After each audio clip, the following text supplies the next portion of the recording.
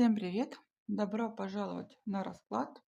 Что вам нужно понять и принять вот прямо сейчас?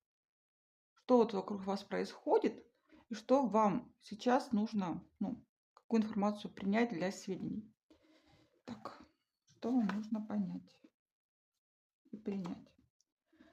Что вам нужно либо учиться, либо работать в команде. То есть не перетягивать одеяло на себя, а смело предлагать свои идеи, но при этом не идти на поводу у других. Вы тоже уникальная личность. У вас есть свои таланты, свои скиллы, свои какие-то уникальные способности. Но не так, что я главный и буду так, как я хочу. Нет. Вы приносите свои идеи смело, не боясь, что кто-то их может как-то не так воспринять.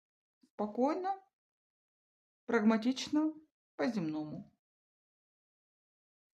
Всем хорошего дня!